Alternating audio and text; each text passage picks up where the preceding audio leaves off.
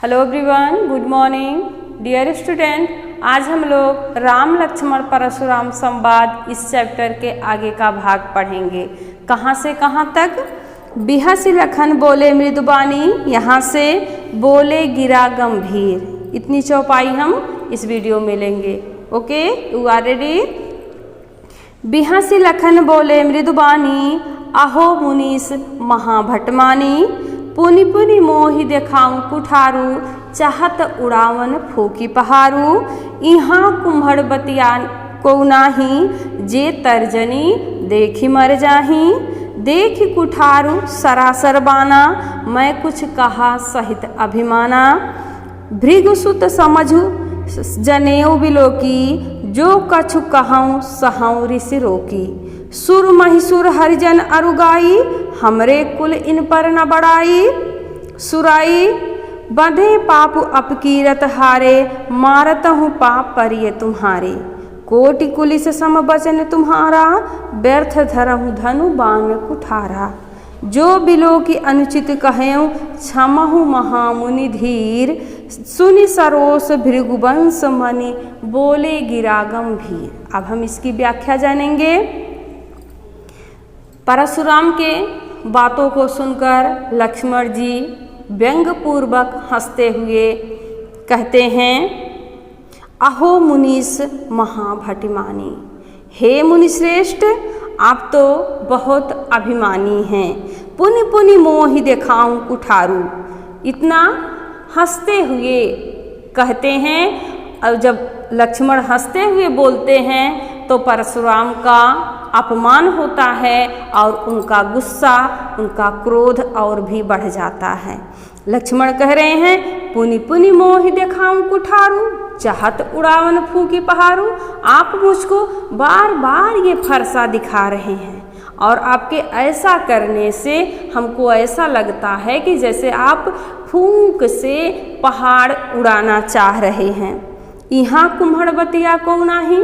आगे कह रहे हैं, यहाँ इस सभा में आपके सामने कोई भी कद्दू फल के समान कोमल नहीं है, जो तर्जनी दिखाने से नष्ट हो जाएगा। देखो कुठारू सरासर बाना, मैं कुछ कहा सहित अभिमाना। मैंने आपके फरसे और आपके धनुष बाण को देखकर ही जो भी कुछ कहा है वह अभिमान से कहा है। मतलब आपका जो ये वेशभूषा है, मैंने उसी को देखकर अभिमान पूर्वक कहा है। भृगुसुत समझ जनेऊ बिलोकी, जो कुछ कहूँ सहूँ ऋषि रोकी। आगे कह रहे हैं कि मैं आपको भृगुवंश का समझकर और आपके जनेऊ को देखकर, आपने अभी तक जो कुछ भी कहा उसको सुना, अपने क्रोध को, अपने ऋष को रोक कर सुना। सुर महिसुर हरिजन अरुगाई, हमरे कुल इन पर न सुराई। आगे कह रहे हैं, देवता, ब्राह्मण, देवभक्त और गाय, इन पर हमारे कुल में, हमारे वंश में वीरता नहीं दिखाई जाती। बंधे पाप अपकीरत हारे।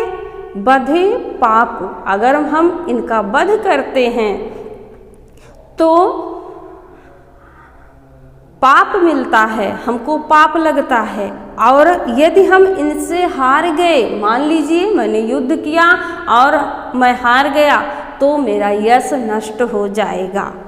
मारता हूँ पाप पर ये तुम्हारे। आगे लक्ष्मण कह रहे हैं, इसलिए यही कारण है कि यदि आप मारेंगे तो भी हम आपके पाँव ही पड़ेंगे।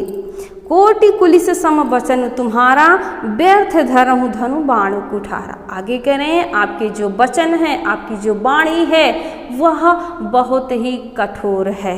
आप बेकार में ये धनुष बाण और फरसा धारण करते हैं। जो बिलो की अनुचित कहूँ, क्षमहु महामुनि धीर। आगे कह रहे हैं, मैंने अभी तक जो कुछ भी देखा, मैंने जो कुछ भी देखा वही कहा है, और इसमें यदि आपको कुछ बुरा लगा हो तो हे मुनिश्रेष्ठ क्षमा कीजिए। सुनि सरोस भृगुवंश मणि, बोले गिरा गंभीर।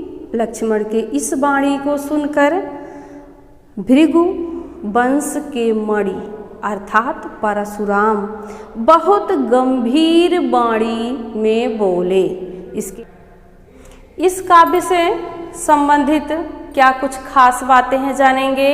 अवधी भाषा का प्रयोग है, वीर रस की प्रधानता है, चौपाई छंद प्रयुक्त है, भाषा ओज गुण से युक्त है, पुनि पुनि में पुनरुक्ति प्रकाश अलंकार है।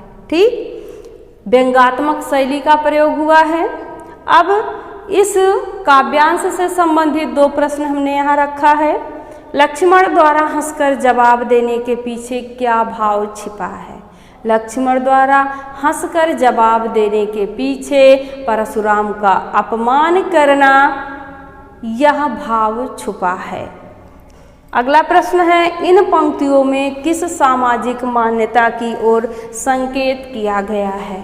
इन पंक्तियों में वहाँ आया था ना, यहाँ कुम्हड़बतिया को नहीं, तो इसमें पूछा गया है। इसमें कद्दू के फल को तर्जनी उंगली दिखाने से नष्ट हो जाना, इस सामाजिक मान्यता की ओर संकेत किया गया है। यहाँ लक्ष्मण जी सुकुमार हैं और परशुराम बार बार उंगली दिखाते हैं, इसीलिए यहाँ कद्दू के समान लक्ष्मण जी खुद को बताते हुए कहते हैं कि यहाँ कोई कद्दू के समान नहीं है। ठीक, धन्यवाद।